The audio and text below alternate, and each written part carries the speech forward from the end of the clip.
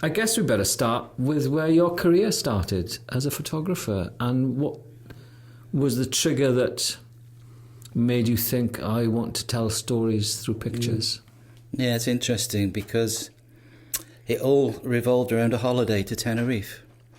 And I'd always enjoyed taking pictures, but never had any sort of nice camera. But my dad did. He had a Topcon RE Super. So I asked him if I could borrow it. And he showed me how to use it. It was the days of Kodachrome. So I took 20 rolls of Kodachrome with me to Tenerife and enjoyed that process of taking so much. And when I got home, sent the 20 rolls off to Kodak, as you did, and then every morning was waiting for that bump on the carpet. Yeah, the little bump on the carpet, I remember the one. Yeah, and this one morning, there they were. I opened up the boxes, and out of 20 rolls of film, one picture came out. Oh, no. And that was of an aeroplane flying over at Heathrow. Everything else was basically black. So either my father told me the wrong way to use the camera, or I messed up myself. But either way... Was it a lens cap job? It wasn't a lens cap job. No, I did remember to take that off. But I did enjoy that, taking pictures. And I found myself disappearing from my mates because I'd gone with my mates, and I found myself on my own with the camera and enjoying that. So when all these things came back, and they were rubbish, but it was a good picture of the plane, to be honest. But I thought to myself, I need to learn how to do this properly. And at that time, I was a bit of a squash player, and I was playing squash in Risca Comprehensive School, which had some courts there, and saw a little sign, a little poster behind saying O-level photography at Crosskeys College. And that's where I went. And what was your age then? I was younger. It was a few years ago. But the fact was then that going to the O-level gave me a reason to take pictures, and I was learning how to get the exposure correct. And it went from there. From there, we did an A-level. We persuaded a fantastic teacher, Tony Watson, who is a big influence on both myself and Roger Tiley as well, because that's where I met Roger. But after the O-level, it became a social as well. You know, we'd do the class and down the pub, down to the Darren. And we persuaded Tony to do the A-level, which was a 2-year course. And he said, I said, we'll do it in one. We can only do it in one. And we all decided to do it in 1 year. So we did the A-level. And at the end of that through that process, that's when I realised this is what I want to do. And I was lucky because we had Newport. I lived in Newport. So I found out about Newport, applied.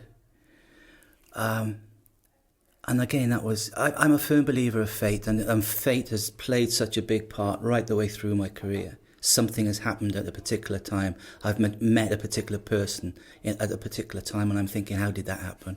And it's led on to other things. But just before my interview, 2 days before my interview, there was a documentary on Don McCullin. I'd never heard of him. And at the interview, on my application form, I remember putting something like, I want to show people what they want to see, but also things that they may not want to see. And David picked up on this.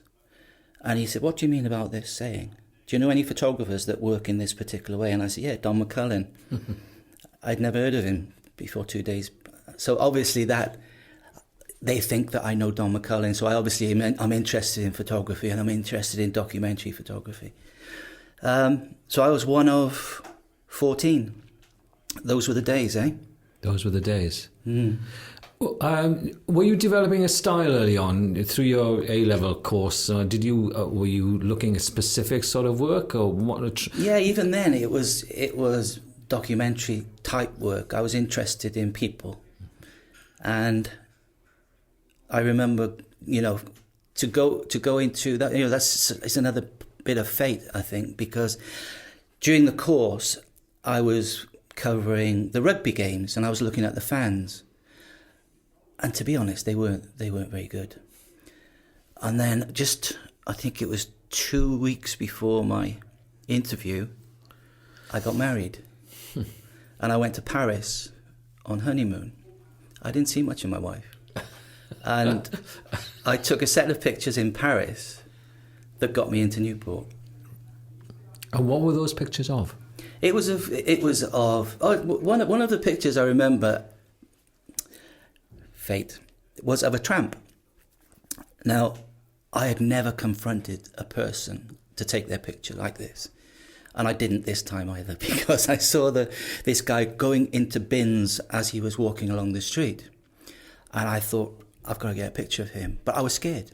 I was intimidated to point a camera at somebody. So I ran down the street and I put myself into a doorway. And as he walked past the bus station, the bus stop, I took a picture of him. And he had this hood on and he was very crouched. And of course, this was a black and white picture. I took it home. And as I'm processing the picture, I could see some writing on the door, on the bus stop. And it said, France de misère et le social injustice. Ah. I didn't see that when I took the picture. Serendipitous moment. Yeah, it was just one of those things that came up, and it got me into college. And college life and college under David Hurn? Yeah, just the best. It is. I knew you'd get onto education somehow, and you've done it early. It was the best education a photographer could have, because we were learning how to be a photographer, not a writer or anything else, which is the way things have gone. Maybe for good reason, I don't know. But every day we were out taking pictures. We were thinking of our own ideas. We had to come back, get the crit. This is rubbish. Go back and take it again. And at the time, Ron McCormack was there, and I didn't like him very much at that time because he was very hard. But now I love the man because I realised that if it wasn't for him and that hardness of telling you straight, this is not good enough, then you don't improve. Do you think those elements have sort of disappeared from education? To a certain extent, there is an issue of pass rates, and the other difference is when it was at Newport, it was in a college, and then it all moved into a university, and that's when it changed because it became more curriculum based and more theory based rather than photography. Whereas we were taking pictures every single day. We had one day of afternoon lectures. The rest of the week we were out taking pictures, and we wanted to be out taking pictures. Yeah. And also we were there to do one thing. We were learning how to be a documentary photographer. We weren't doing different modules, and we didn't have to pass each module to move on. We were doing one thing, and that's the only way, I think. So you were building up a huge portfolio of work while you were a student? Yeah, it was great. I mean, at that time, which will give you a clue, my main project was David Pearce, who was the heavyweight boxer. Oh, yes, yeah. And he was in Newport. Yeah. And I followed him and became good friends with him and followed his training, his social, went to his fights. And it was great because my last picture was him knocking Neville Mead out for the British title. Yeah. So it just produced a lovely set of pictures for me. Do you think in that respect that we're living in an age now where it's kind of instant photography in a way? It's out, bam, bam, and move on. Whereas when you were being a student and learning your craft as a photographer, you were immersing yourself in a particular project. What benefits does that give a photographer, in your opinion? One, it makes you think. You have to think about what you want to take, what interests you, what interests you as far as the subject that you're going to take. And it gives you the time. And if there's one thing that I tell students now, it's time. You don't just go for 10 minutes, take a few pictures and leave. You have to go there, and maybe you have to go back, and maybe you have to go back again. And if you're not happy with the pictures, you go back again. And it's that time of getting to know your subject, learning about the people, learning about the way they work or the way they move or whatever. It's that little word of time that we had. I don't think students have that time now, or they've got other things to do. You know, I think that's something else, that there is so much that kids are doing now, whether it be socially or whether it be in a university, that they have so many different things they have to complete by a deadline, that they don't have that time to really concentrate on something. What was the main, you talked about time, but what was the main thing you learned as on being a photographer under David Hurn? It was, I think it was sort of having to do things yourself, and nothing was put on a plate for you. So you had to find a project to do that interested you, then you had to complete it. Whereas now, I think students are more inclined to wait for you to tell them to do something. And if you do that, they can be quite good. But it's that initial thought process of, what am I going to take, that I find quite frustrating. Because unless you have an interest in something, what are you going to take? And I'm finding that a lot of kids, they don't watch the news. They don't read papers. I'm not saying everybody, but I am saying the majority. So they've got no vision of what they want to do or what interests they've got. And even if they've got an interest, it's that research element that we had to do, and which we still do. People of Newport we still research our stories reasonably well. Whereas now it's an instant thing, and I think it's that instantaneous approach of everything in the modern world, if you like, that they think that they can do the same with photography. Whereas, and that's the biggest thing I think that we learned at Newport, was that research element and knowing what we want to do. Obviously, it put you in good stead for being a professional photographer. So what happened immediately after you left college? Well, it was just before I left, to be honest, because as I say, we had to find our own stories. So we would have to look at the South Wales Echo, the Western Mails, the national newspapers. And I looked in the South Wales Argus, and it was just a little paragraph about students at risk of comprehensive school going to a bowling green and being taught how to bowl by pensioners. Wow. And it was just a little paragraph. And I thought, well, that'll be a nice little news picture. So I phoned the school up and they said, yeah, you can come up. And so I did that. And it was very strange because right the way through college, we would get photographers coming in to talk about their work. And the one photographer that I was always glued to was a guy called Mark Edwards, who at that time was working for Earthscan. And then he went, I'm not sure whether he formed Panos, but he was one of the founding photographers of Panos. And he was back and forth Asia all the time in India. So I was glued every time I wanted to go to his lecture. So when I came back from doing the bowling picture, for some reason, the headmistress came up, Mrs. Beryl Jenkins, never forget her name, said, you should come up tomorrow. And I said, why? He said, because we've got a local doctor that's going to talk about his work in India. I thought, wow, I'll come. So I went up, and Dr. Theodore Griffiths, what a fantastic man. He gave his talk about a project he was doing. And at the end of it, I just said to him, Dr. Griffiths, could you tell me, does it make a difference when a photographer goes somewhere and he brings back these pictures of a particular issue or project? Does it make a difference? And he said, yes, my friend, it makes a big difference. It helps a lot. What are you doing tomorrow? That's all he said to me. And he said, come back up tomorrow. I'm giving another lecture. I did explain I was a student, etc., but that was it. So the next day I was late, and there was a girl at the door waiting for me, and we went into the classroom, and there was an empty chair next to him, and he called me over and he sat me down next to him in front of the class, and I was beginning to wonder what all this was about. And he said, look, I'm a bit Mutt and Jeff in my one ear. So when they start asking me questions, just shout them out to me so that I know what they're saying. So that's what happened. So he gave his lecture. I'm shouting out the questions. And the last question was from one of the teachers. And she said, have you got any pictures or film that you could show the kids? And he said, well, it's funny you should say that, because my good friend Glenn is going to pick up some video film from me and splice it together and make a 20-minute video that we can show you in a couple of weeks' time. I'd never touched film in my life. I was lucky I had a good friend that did.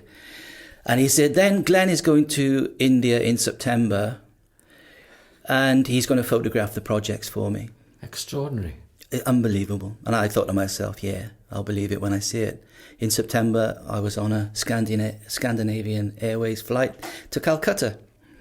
Wow. And I had just a few weeks to go in uni. Or not, wasn't uni then, it was college. So I was on the plane to India in the September.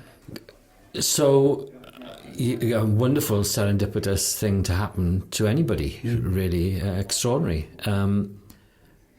What were your thoughts sitting in that plane going to India? How were you going to approach? I mean, you had the good foundation, and Hurn had given you that understanding of being a photographer, but now you were on a real trip. Yeah. To do real work. Well, the first thing I thought about was I wish I had a bigger seat, because the plane was so small. But I couldn't complain about that too much. My first thought was, how lucky am I? You know, because this was all paid for. I wasn't getting paid to do it, but at that time I didn't care. I stayed with an Indian family who was sort of the project manager. And it was excitement. It wasn't fear or anything. It was just pure excitement. And the first thing, when I think back now, and I think the first days I'm in Calcutta and I'm walking the streets on my own, taking pictures and smelling things that I'd never envisaged, I'd never experienced before. And that just made me feel so good that I was using now everything that I'd learned at Newport, and I know I was producing pictures that actually meant something. But those first few days were in Calcutta. I could go out by myself and just take whatever I wanted to take. And of course, because it was all new, there were loads of things that I was seeing. I'm sure a lot of it was very cliche because it was the first time I'd seen things. But I'm really pleased with a lot of the work that I did there. Were you developing your film while you were out there, or were you just shooting? Just shooting. Wow. So I didn't see it until I come back. How many rolls? Oh God, I don't know. I can't remember, to be honest. But it was. I took black and white for myself, and then I took slides, Kodachrome again. But thankfully these came out. Yeah, I remember those yellow boxes in my day. That's right. They were wonderful. Little cartons. Yes, and you'd written your name on the actual thing On itself. the envelope. On the envelope. That's right. Wonderful days. So that body of work, then, did that relationship that you had with that doctor and with that charity, did that expand? Did it? It did. Yeah, it did, trips? because I became treasurer of the charity, which was called Operation Self-Help. And because of the relationship that he had with Risca Comprehensive School, he decided that he should send out a party of kids and teachers to the projects the following year. So I went out again the following year with a party of kids and teachers. Wow. And how long were you out in India in total? The first time was about 3 weeks, and the second time they were there for about 2 weeks, and I stayed on for another 2, I think it was. So charity important in your life, obviously, because you became treasurer of this particular Absolutely, and again, that's the way my career has gone. Obviously, the thing is with photography, there are different roads you can go down, and the road that gives me the more pleasure is that working for NGOs and that type of thing. But obviously, you go down another road to earn a living. Yes. But yeah, charity has played a big part in my career. Africa, a big chunk of your life. Massive. A massive chunk of your life. Very important. Yeah, and still is. Yeah. Okay. What's that special relationship you have with Oh, it's Africa? very difficult to sort of pin down. I was lucky because, I'm saying lucky. I was working for the Independent newspaper as a freelance in Wales, and I was going to say still do, but up until recently I still did. At that particular time was the major famine in Somalia, and I wanted to go. It was just one of those things I wanted to cover. How old were you then? Do you mind me asking? I was around about 30. Right, okay. Well, family commitments, actually, I was yeah? a bit younger than that. And family commitments, I At that guess. time, yeah. Yeah. Right, okay. So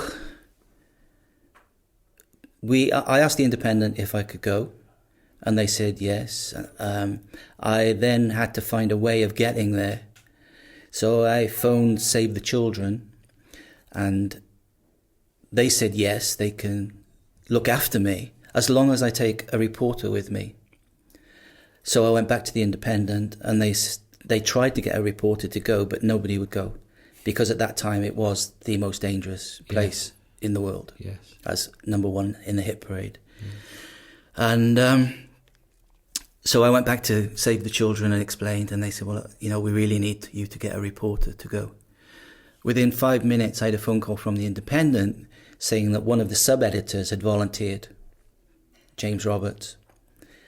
So the two of us went to Somalia, and we covered it, and we were sending pictures back every day for the daily paper.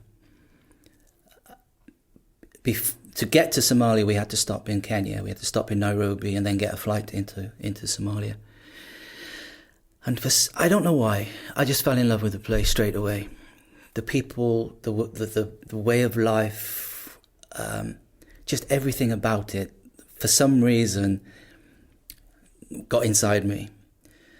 And then when I got to Somalia, obviously I was seeing things even now affects me. I can even feel it now. That there were certain things that happened there that were horrendous, and taking pictures of things that shouldn't happen. It just shouldn't happen. But unfortunately it does. And also it was one of the most important times for me to realise how important being a photographer was. And I think I've said this on the Ffoton website about one of the most important pictures was of bodies being carried out and thrown onto the back of a lorry. And I was working with a film crew as well. We joined together to share costs. And I was stood next to the cameraman, and I felt guilty. For the first time, I felt guilty about taking pictures of people's grief. Okay. And I just said, without sort of taking my eye from the camera, I just said to the cameraman next to me, should we be doing this? And again, he didn't even leave the camera. He just said, if we don't do it, who's going to see it? And from that moment on, I've had no problem in taking pictures, as long as my reasons for taking it are justified. Yeah. Well, where the professionalism kicks in as well, I guess, is it? I think so, yeah. Because it was strange that while I was there, I can't say it didn't affect me, because it did, but it didn't really affect me until I came back. And the film company sent me a video. And when I put that in, I bawled my eyes out, because I was seeing then on the television screen what I'd seen in real life. And while I was working, you're working. But now I'm in the comfort of my own home, watching a TV screen of this kid who's had moments to live. And I just bawled my eyes out. And that's when it hit me. So was the camera? It's that cliche, isn't it? Is it a buffer? About being a barrier, and I think it is. I'm not sure it's the camera.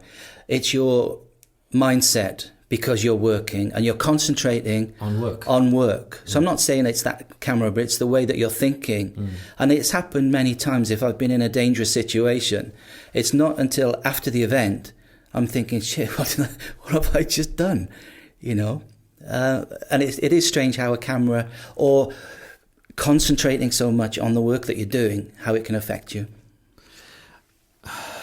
You were talking about the people and the empathy you have for the people, and I think that's very apparent in the book that you published about Africa. There's obviously an empathy with the subjects. How crucial is that, do you think, as a photographer? Oh, it's 100%. You know, unless you're comfortable yourself and you're confident yourself, and unless you have a genuine interest, especially in this type of work, unless you have a genuine interest, people will know. And it's making that person confident in you that you're not going to do anything silly, or you're not going to do anything bad with the pictures. So I think you have to be a people person. You have to be able to communicate, even if it's not through a language. It can be through a smile, it can be through a gesture, it can be shaking a hand, yes. It can be just saying hello in their language, whatever. Yes. It's just making that connection with your subject, for me, is vital. And even in really tense situations, that smile, or sometimes you're not smiling. Yeah. I can give you another example, which is in the book, of it was in Zanzibar, and it was during elections, and Zanzibar can be is a very violent place during election time, during the Tanzanian elections. I was working together with 2 Italian photographers. We stuck together. And every day we would be tear gassed. This one occasion, the canister exploded right next to me. And I was in a bit of a problem.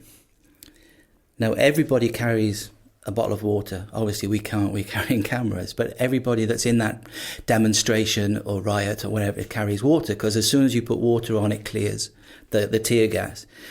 And I was in real desperate needs of some water. And the next thing I know is I've got a hand on my shoulder and I've got water being poured over my head, which cleared everything, cleared the pain. Slowly my eyes came back.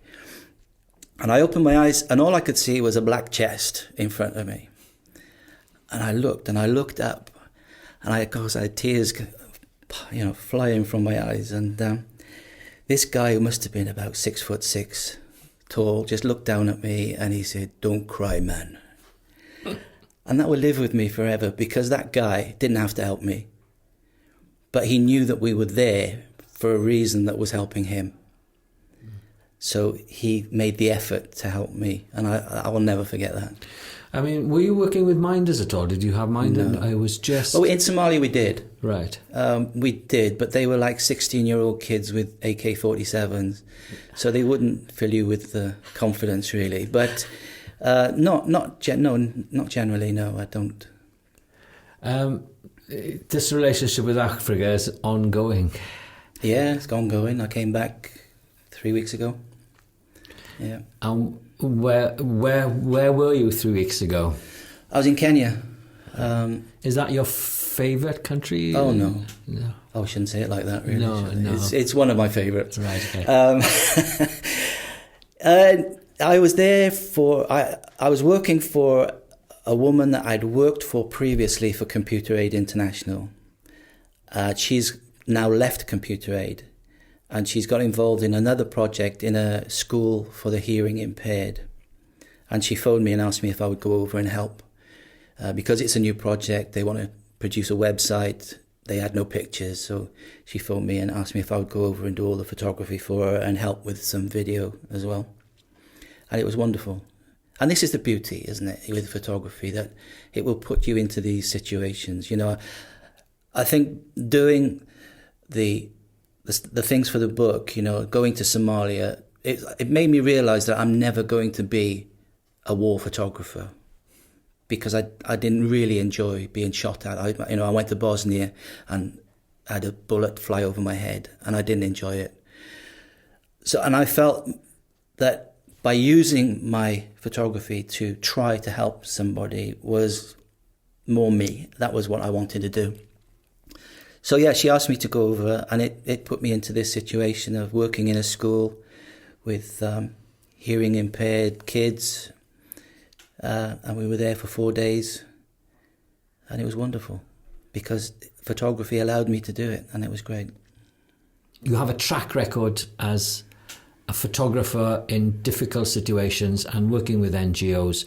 So people approaching you, do they come out of the blue, or they obviously know your work, otherwise they wouldn't approach you, I guess. In some respects, and in some respects, it's that word fate again.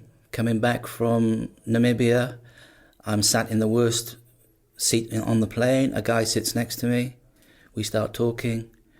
What do you do? I'm a photographer. What do you do? Oh, I'm chief executive of Computer Aid International. Straight away, we made a friendship. We just got on.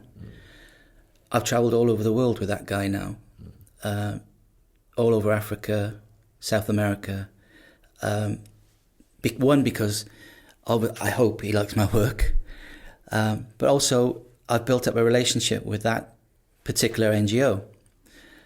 So there is that. There is word of mouth, of course, that you can get somebody phone you up and say, do you mind doing this because you did this for somebody? But I think it's the same with any form of photography, whether it be journalistic, PR, even this. It's forming those relationships and almost becoming friends with people, and also making sure that they don't forget you. Very often I'll pop up to Hereford and pop into Concern Universal just for a coffee and say, remember me. So it is forming those relationships. It is making sure they don't forget you and reminding them that you're still around. When I went to Kenya, before I went, I phoned Computer Aid to see if they wanted anything done there while I was there. And they didn't. But I haven't done anything for Computer Aid now for probably 3 years, because that friend that I had, the chief executive, has left. So other people have gone in. So what happened was, all of a sudden, oh, you're the guy that we use all your work in the annual reports, don't we? I said, yeah, that's me. Oh, we've got something on in Ethiopia in September. I'll be in touch. So just that phone call, and I'll make another couple of phone calls before September, and I'll go up to London. When I'm in London, I'll go down and see them. So it's just that reminding people. So, but there's this wonderful thing that we're discovering with photographers, really, is that, especially pro photographers and working photographers, there's one side of your life which is the PR, the mundane, if you like, and there's the actual work that you really enjoy doing, which is, generally speaking, unpaid work. And it's just doing stuff for the love of photography. Well, I'll stop you there, because luckily, a lot of the work I do abroad is paid. Right. I get paid for it. Okay. Not all of it, and some of it I'll take on because I want to go somewhere, or I will go somewhere for somebody for 3 days, like Oxfam.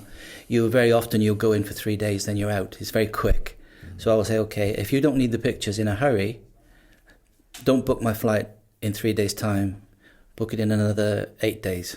So then I can do my own work or stock or whatever, or think up some stories for myself or projects that I'm working on that I can go and look for that. Okay. Well, what advice then, because you have this huge background and body of work, what advice would you give to a young person who was thinking about, well, yeah, I want to go to Africa, I want to do this stuff. How do I go about it? Yeah, well, I come back to Newport. It's knowing what you want to do. There's no point in going to an NGO or somebody and say, I want to go to Africa. They'll say, well, why? Yeah. Oh, I want to take pictures. Yeah, why? You have to have a project that you want to do. And then if you can then sort of weed out into a project that they're doing, it's very often I'll pay my own flight, but then I'll do a day for them, 2 days for them, which pays for that. So it's knowing what you want to do. and also doing it. It's very good. So many people talk about it, and then they don't do it, and then they regret it. So it's actually thinking about and bringing that Newport mentality back of doing rather than talking. Yes, which is a difficult hurdle to cross for lots of people. For a lot of people, yeah. This background of shooting in dangerous situations, in really emotional situations, has that made you a better photographer? Ooh, I don't know. I suppose if you think of it as the more work you do, the better you become, I suppose it obviously has, because again, I think you always improve. If you're out taking pictures, you improve every time you go out. Nobody is perfect photographer. You have to keep evolving your work and keep changing and keep improving what you do. And if you can do something better, you look at what you've done. Like I will look at my work that I've just come back with from Kenya, and I will think, well, could I have done it any better? Is there a way I could have done that better? I'm very self-critical, and I think every photographer should be. They should be self-critical, because you've never taken the perfect picture. You can always improve on it. And I always am very self-critical about my own work. How important do you think it is for actual working photographers to pass on work? And how important are they in the great scheme of things educationally? No, I think it's important that professional photographers should go in and give their experience to students. Because sometimes, the people that I teach with, the teachers, are great teachers. And luckily, one of them used to work in a newspaper. But I think it's very important for people to know about the real world, which if you've never been a working photographer, sometimes you might not understand what is actually like outside. And I think that it's vital that people do go in and actually say it as it is. Because not everybody that goes to uni will be a photographer. And those that are need to know that if they're going to be a photographer, this is what they have to do. It's not just about writing a journal. You have to, every day, you have to be out there thinking about taking pictures, and you have to produce. David Hurn always says that anybody and everybody can take a good picture, but not everybody can take a good picture every day. And this is what a professional photographer has to do, and that's what the student has to realise, that when they leave, it's not as easy as people think. I think people sometimes go into photography thinking it's an easy profession, and to me it's one of the most difficult, because you have to know so many different subjects. You have to know geography, you have to know history, you have to know social history, etc., etc. Yeah, and where the sun is during the day. Yes. So yeah, I think it's vital that professional photographers do go in and pass on. Right, we're going to jump. Okay. I think take a big leap now, and I think you've been an instigator of the Eye Festival, which is happening this end of September, October this year. Tell me a little bit about how that all came about. Oh, yeah, okay. I was the official photographer for the International Ceramics Festival in Aberystwyth Arts Centre, right? Okay. Which happened every other year. Right. And I did it for about 3 festivals, and thought the actual template of the festival would work perfectly for a photography festival. So I approached the then director of the Art Centre, Alan Hewson, and he must have had to think about it for a year. And the following year, he pulled me to one side and said, let's give it a go. And we could do it every other year between the ceramics. So that weekend would be full every year. So together, we put together the first festival. The one thing I did say was that if we're going to do a festival, then it has to be world class. I don't want it to be a local festival. I want it to be the world's best photographers coming to Wales to talk about their work and to exhibit their work. So the first festival, I was lucky that I knew enough people to ask. Marco Longari, and it's a fantastic Italian photographer. He was one of the Italians on the streets of Zanzibar.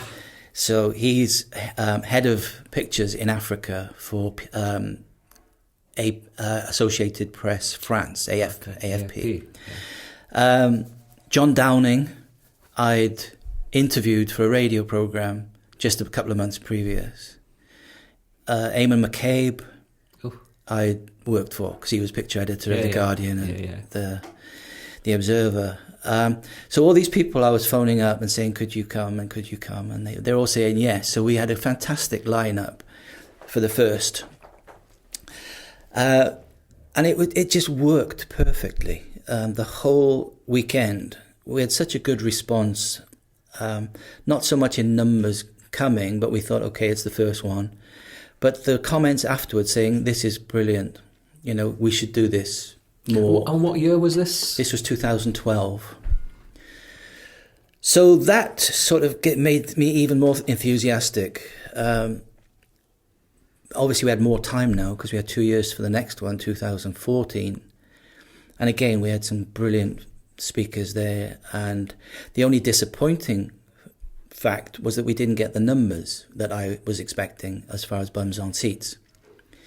And then when we looked at the weekend, we were up against, I think it was the World Cup at that time. It was the same weekend as Glastonbury. So we discussed it, and this year we've decided to move the weekend away from that midsummer where there's loads going on. So we've moved it to the 30th of September, 1st and 2nd of October. I think probably, I'm not saying it's the best lineup we've got, but it's the equal of anything we've had. Some fantastic Rebecca Naden, PA photographer, Zed Nelson, multi-award, World Press Award winner, Nick Danziger, who's, pretty well known for his documentaries on TV as well as his photography. So again, we've got a fantastic lineup, and we're hoping we can get more bums on seats. That's the thing is, unless people come and see it, it's not successful. So, do you think? I understand the correlation between the ceramics and but is Aberystwyth a problem for people? Do you think? It has been said, but then on the first festival, we were talking to the people at Panos, and they were saying, that all the most successful festivals are in quirky little towns. Indeed, they are in France. In France. Yeah. So, and if people are going to travel to France, why can't they travel to Aberystwyth? Yeah. And as long as we keep pushing the standard and keeping that high standard up, I think people will suddenly realise what we've got on our doorstep, or maybe up a few steps. But I think people will start to come. I hope. Yeah. Running a festival is a sweaty business, I would imagine. I'm lucky because we're doing it in Aberystwyth Art Centre. So obviously there are people there that are helping out, and they are fantastic. A good friend of mine, Nerys Royal, who works at the College of Music and Drama, she's been absolutely wonderful. She's been a godsend as well. So it's not just me. There's a team of people that are putting this together. I find the photographers and sort that side out. Other people like Nerys will do the social media. Other people in Aberystwyth will sort out the rooms and the transport and that. So it's a big team effort, really. What sort of legacy do you think a festival that leaves on a town or a country like Wales? Well, sometimes I think we can be a little bit insular in Wales, and to bring a festival like this, where we are bringing people from America, from Europe, from Africa, that people can actually come and meet and see their work and inspire. That's the thing. We've got colleges here in Cardiff. Really speaking, all those students should be up in Aberystwyth in September. Fingers crossed, a lot of them will be, but I think that's the thing, is that legacy is to inspire people and have that standard of event and that standard of photography coming to Wales. And Wales, strange old place, Wales. It's wonderful. But it is wonderful, yes. It has its quirks. From a gallery point of view, Do you think there are enough galleries showing work in Wales, photographic work in Wales? And that we should maybe have, a gallery in Aberystwyth, a gallery in Bangor. We have Oriel Colwyn, which is doing Trojan work, showing photographic work. And there's the library, which showed Philip Jones Griffiths' work. Wonderful exhibition. It was, yeah. It was one of the best exhibitions I've actually had the privilege of going to. It was wonderful. But do you think there's a lack of that in Wales? I think so. More of it? I think so, especially in Cardiff. Yeah. We're the capital city. And what have we got?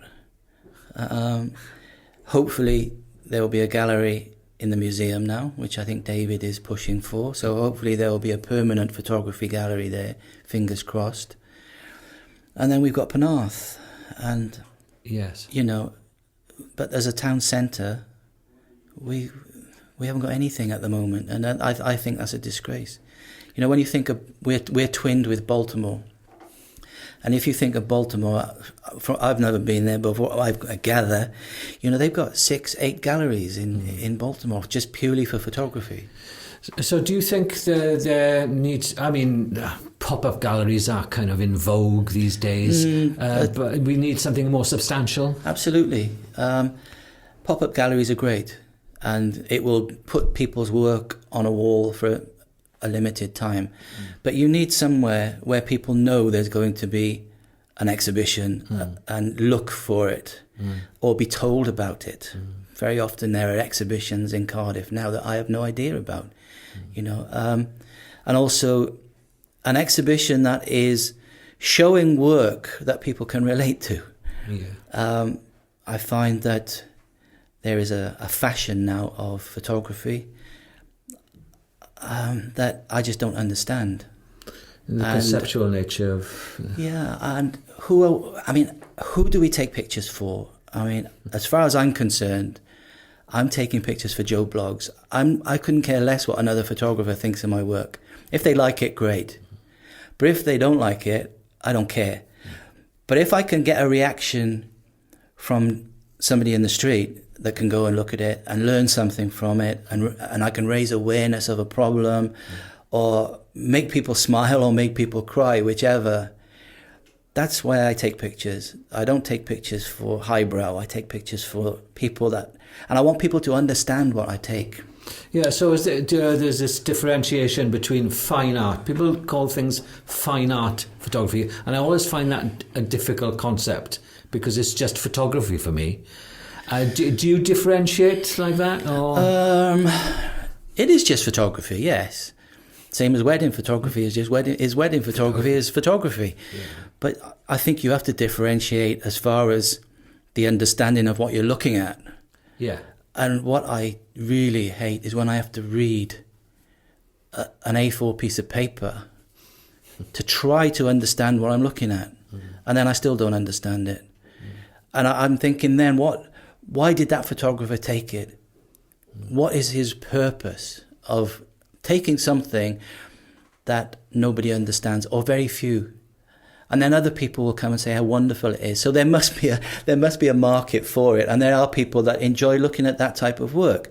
But the vast majority of us have no idea what it's about. Yeah, I mean, to me, photography is about storytelling, and you're a prime example of a storyteller. Well, that's what it's all about, is to tell a story. That's exactly what it's about. That is the most important thing. So if I'm looking at something and nothing is coming back at me, I feel quite cold.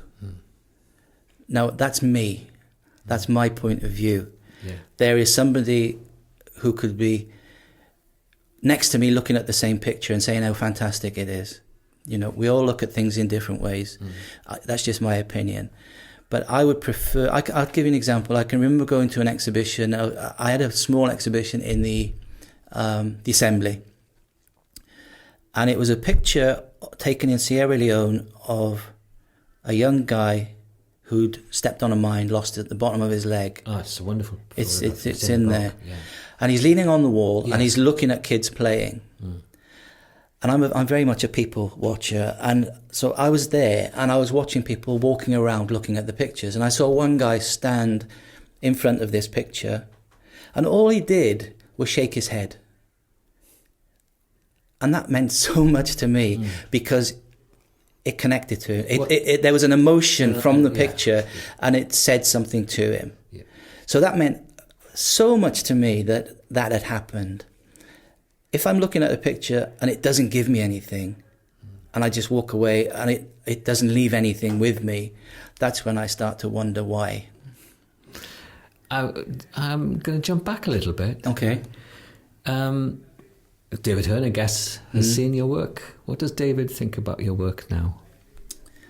I think he's more impressed about the Eye Festival. To me, I don't think he's seen a great deal, to be honest. Okay. I mean, he's seen the book, and he's seen I've done a few books now, and he's seen a couple of those. But we generally, if I see him quite regularly, and we have a coffee, and generally speaking, we're talking about the festival and who's coming, what do you want me to do, blah blah blah blah. And to be honest, we talk about things as we've just been talking about sort of the fashion of documentary photography now. And yes. I mean, 10 years ago, photography was pretty different, but rights issues and the way of photography is used these days is completely changed. What's your reaction and what's your feeling about that? I don't think there's not a great deal that we can do about it because it's the way of the world now. I know, as you're saying, 10 years ago, you might do a job for a company or something like that, and then it would be one use. They would use it once, and if they wanted to use it again, they would come back and you would charge them. Yes. Now you do a job for somebody, and then that picture will just go everywhere. So you haven't got the control of your images that you had previously. As far as personal work, I think that is slightly different, whereby you have to take a tighter grip on the work that you do, because that is your library, it is your pension. So you have to be a bit more strict. So if I saw a picture from Africa, for instance, that they'd taken from a website, then I would make sure I'd build them. Make sure I got money off them. Because if somebody comes to me and says, "Glenn, can we use a picture of yours, blah blah blah, for this use?" then very often I'll just say, yeah, that's fine, and it'll be a minimum fee. If somebody uses it without my permission, then I would whack them good, because they haven't got the courtesy of even asking me, can I use it? So I think we're living in a different world now, and we're going back to computerization and being able to send a picture and email a picture to 20 or 30 magazines and newspapers. Whereas before we couldn't do that so much. It was a bit more difficult.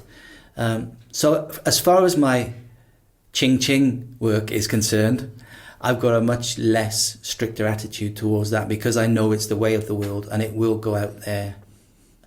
With my personal work, that's different. I'll keep a much stricter, it's a stricter regime with that. Stock photography, and do you use it, and what value do you see in it? I think it is valuable, because I think the photography market, as far as newspapers are closing. The market, I believe, is shrinking, so that the way how you can sell your work now, I don't think is as big as it was. There are more photographers out there now taking pictures, so you have that competition. So I believe that stock photography is very important, and it can be important for certain photographers who just use stock photography for their incomes. Keith Morris in Aberystwyth, Jeff Morgan in EMYR, the majority of their income comes from stock photography. From my personal point of view, I'm not very good at it. When I've done a job, I tend to do it and leave it, and I should be doing more with it. But I want to do more. I've got loads and loads of Africa pictures, as you can imagine, that are sitting there. So to put them onto a website, Alamy, I think for me and for other photographers is important, because it could stay there for 2 or 3 years without anybody buying it. But at one stage, somebody on the other side of the world might need that particular picture for a particular story, and you've made your sale. So I think it is worth it. If you've got pictures lying in a drawer doing nothing, they just as well go onto a website and do nothing with the possibility of it doing something. So especially now, I think it's an important way of making an income. The web is a great place, you know, and I like delving into the web and finding photographers at Bird magazine and all these, you know, it's amazing work being done all over the world. And do you think that's the place where photographers really should be showing their work now rather than in book form? Well, I think personally, I'm from a generation that loves to hold a book and turn a page and have that excitement of seeing what is on the next page. But I think we're living in a world now of computers and social media, and everything is online. And if you talk to teenagers, 20-year-olds now, that is the way it is. And that is where they go to look at their work, because that also saves them from buying a book. You know, it's cheaper. And as you say, the world is full of images, especially online, that they don't need to buy books now because it's all there. And I'm not saying that's a good thing or a bad thing. I think it's a good thing in the fact that they're looking at pictures and they're learning from them. But from a personal point of view, I still like to open the cover. Have you a mind to have a Glenn Edwards retrospective? I would love to, yeah. Because we went out the other day, there's a couple of us, Nick Trahan and a few others of us, and all photographers. So it's, you know, like the whinge of photographers. And we were all talking about, you know, what have we done? And when I look back over my career and the events that I've been able to cover, you know, from Diana's funeral to Scott Gibbs' try at Wembley to travelling all over the world simply because of that black box with a bit of glass on it. And looking back, I would love to just drag out those pictures, yeah, and put them all together. But Africa Against All Odds, seminal book, self-published. How important was it to you? It's been incredibly important because it's a book that has put me in situations that I wouldn't have thought about, wouldn't have dreamed about. It's opened doors for me. As you said before, that I do some teaching. I wouldn't do that teaching unless I'd done that project. There are commissions that I wouldn't have done without that book. It's opened so many doors for me. I wouldn't give talks unless I'd done that book. From a personal point of view, I would wish that I had waited another year, another 2 years before I'd done it. Sometimes I think it's a bit too general. It's the whole of Africa inside the covers, and I sometimes wish that I had tightened it up a little bit and waited for stronger work to go with particular chapters. But the essence of Africa is in between the covers of that book.